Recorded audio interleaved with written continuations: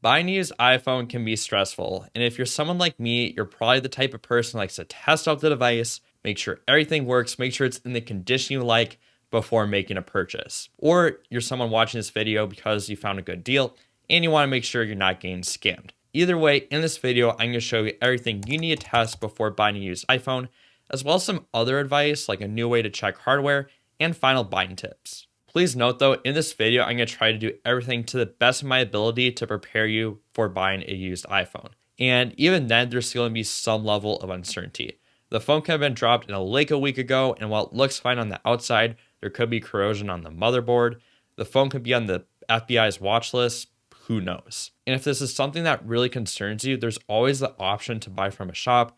Yes, you are going to pay a bit more plus sales tax, but a lot of times you get a manufacturer's warranty and a return policy. I'm going to leave a link to Amazon down below. Yes, it is an affiliate link, but you do get a 90-day satisfaction guarantee for Amazon Renewed. So if you get the device and there's a scratch somewhere that you don't like, or the battery health is at 81% and you don't like that, you can return it. But anyways, moving on to testing out the phone. So before you head out there are a few things you're going to want to bring with. The first being a charge cable. If it's an iPhone 14 or older, it's going to be a lightning cable. If it's an iPhone 15 or newer, it's going to be a USB-C cable. Then you want to bring the corresponding charge brick for that cable. Next up, you want to bring a Bluetooth accessory. And then if you have them, a MagSafe charger and a wireless charger. And finally, some sort of SIM card ejector tool. It can be a very thin metal paper clip, but for the iPhone 13s and older and the international iPhone models, you're going to need one of these. One of the things I first like to do with these phones is a physical inspection. So make sure you're inspecting it in good lighting. Obviously check for the bigger signs of wear, like major cracks or scratches that you weren't already aware about in the listing, both on the screen and the back glass. Another thing that a lot of people forget to check too is the frame of the phone. Make sure that there's no separation between the antennas and the frame. If so, that is not a good sign. Set the phone flat on a table, look on the sides. Is it bent at all? If it's bent, that's a sign that the back glass can more easily crack, or that the motherboard itself is bent, which again is really not a good sign. Don't forget to check the camera lenses itself. Are there any cracks or major scratches on them? When it comes to water damage, check the ports. Make sure that there's no corrosion in the ports. If the phone has a SIM card tray, you can take that out, look inside there, see if there's any corrosion. But probably the biggest telltale sign of water damage would be looking at these camera lenses. If you see any sign of moisture in the camera lenses, that means that the phone was likely exposed to water, and again, it's a good sign to maybe avoid it. Another thing that we need to test out with the phone too is buttons. So for this, you're going to first want to shut down the phone, which on most iPhones is the volume up button and the side button. And then you're going to swipe to power it off. We're going to wait a few seconds and then we're going to press the power button and make sure that the phone boots up without any issues. So if the previous owner reset the phone, what you want to do is you want to quickly set up the phone and get it to the home screen. So that way you can test out all these different things. But once the phone gets to the home screen, now is a good time to test out our volume up and volume down buttons and make sure that they work. You can test out the mute switch, or if it's an iPhone 15 Pro or 16 or newer, the action button. And then for the iPhone 16 series and newer, there's a new camera control button on the side of the phone. You would check that out as well. Another thing we need to test out too is Wi-Fi, GPS, and cellular. And for this, you're going to swipe down from the middle of the phone, and then you're going to go search up settings. You're going to open the settings app, and then you're going to go to Wi-Fi. You're going to connect to a Wi-Fi network and make sure that that works. You're going to go back. You're going to go to Bluetooth. You're going to go connect your Bluetooth accessory. Make sure that your Bluetooth accessory pairs and that works with the phone. And then cellular connectivity. So for this, if you have a physical SIM card and the phone has a physical SIM card tray, you go pop that out and you'd insert the physical SIM card. If it doesn't have that and it's a phone that's an eSIM phone, what you want to do is in the cellular application of settings, you want to go add an eSIM. And from there, you can either transfer it from your old iPhone or you can use a QR code or add it from like a carrier's website. And then for GPS, what I like to do is I like to go search up the Maps app. So you're going to go type in Maps. And you want to see if it shows your location along with like all the data around it. If it doesn't show it, it could mean that location service is off. And from there, you'd have to go into settings and make sure that that's allowed. But if it shows your actual location, then you're good. Another thing I like to test out too is the gyroscope of the phone. And for this, you would swipe down and you would search up measure. And then you're gonna go tap on level.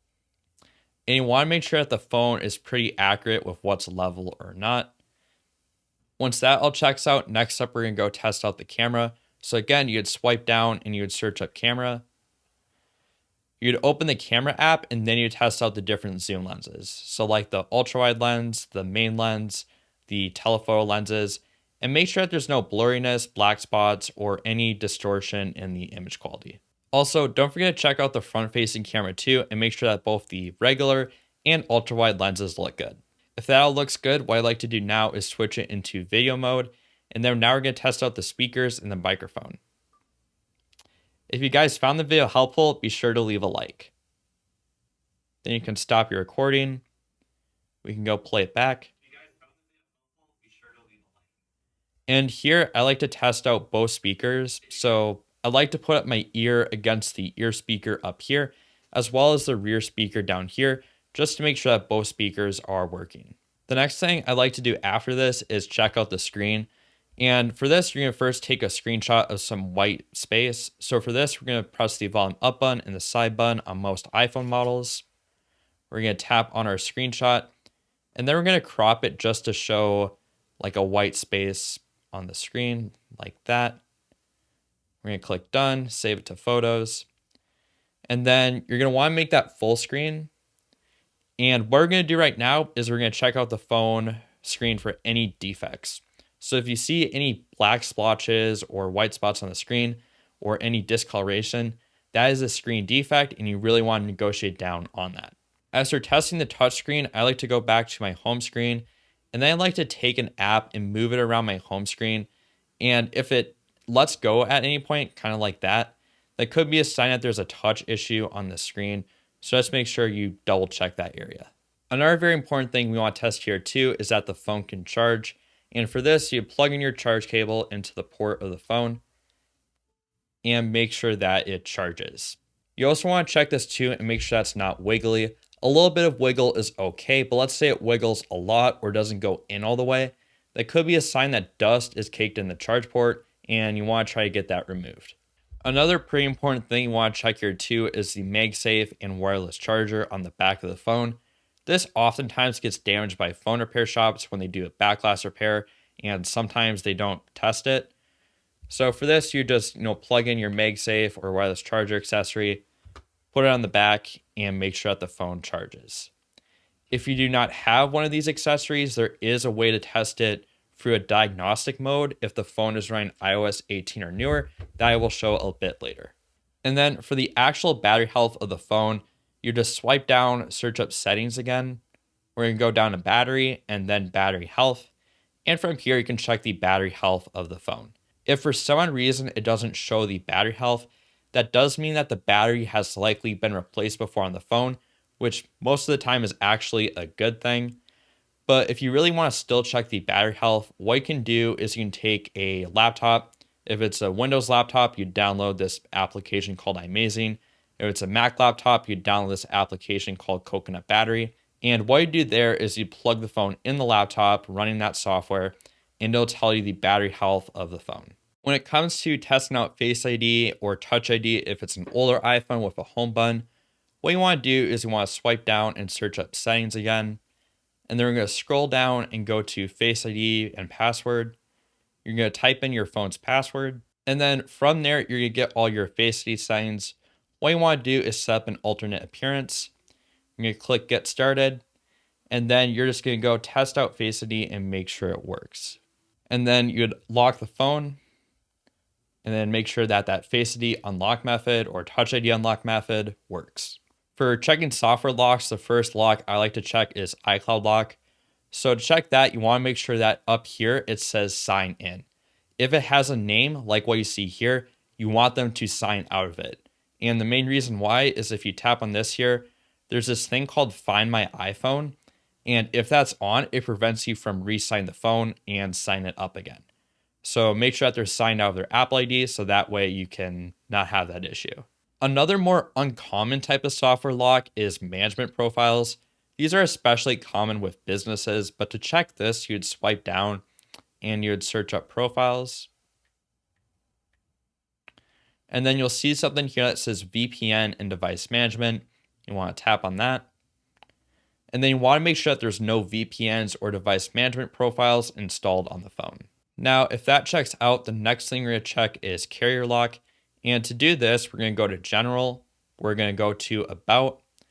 And then we're going to make sure that under carrier lock here, it says no SIM restrictions.